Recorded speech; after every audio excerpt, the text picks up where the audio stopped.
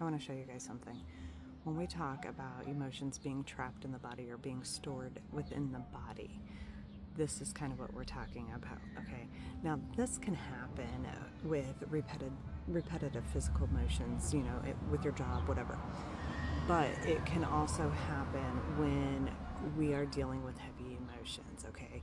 So, you know, whether you're dealing with, oh, hello, little bee. Whether you're dealing, like, if you're going through, I don't know, a divorce or a breakup or a move or a job loss or anything that, like, tugs at your heartstrings, right? The body's going to try to go into protective mode. And physically, what that means is that it's going to try to, like, close in on itself. We're going to start to bring everything forward and wrap it in front of us like a fetal position. Okay, we're going to hug our heart, essentially.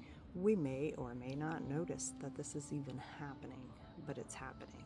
And your muscles maintain that memory of, oh no, I'm not safe, and let me contract my energy, let me go small. Okay, so on this particular client, you can see that these lines are pointing almost to the heart chakra and the solar plexus chakra. So especially when we go through something emotionally triggering, my guess in this particular case would be that it was probably heartbreak. And so that heart chakra is going to start to close down a little bit. It's like, oh no, it's not safe, right?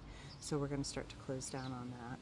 And then in turn, our self-confidence usually takes a hit there too.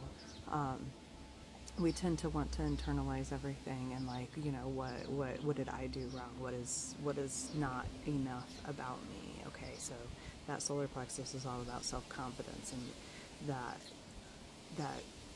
belief in ourselves. Okay, so being able to intentionally, there's things that you can do.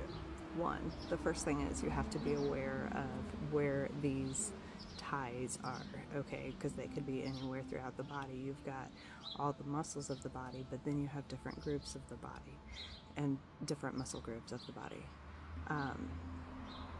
So you can do intentional stretches,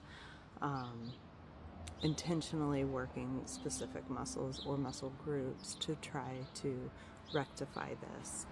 And that would go no matter what the cause was, whether it was physical or emotional. Also, massage therapy, that does wonders. As we're massaging, we're able to, most massage therapists are going to kind of dabble in some energy work as well. They're at least going to have an awareness of it or an understanding of it. And so we're able to kind of watch as we move our hands over muscles or muscle groups. We're going to be able to pay attention to where those lines show up and the way that the body is holding itself. But now just remember with this, whether you're doing stretches or getting massages, to rectify these holding patterns within the body, if they're tied to emotional reactions, it can trigger emotional releases. I always tell my clients, like, if that happens, let it happen. Let it try to get it out. The longer you hold on to that, the more detrimental it can be to your mental health, your emotional health, but also your physical health.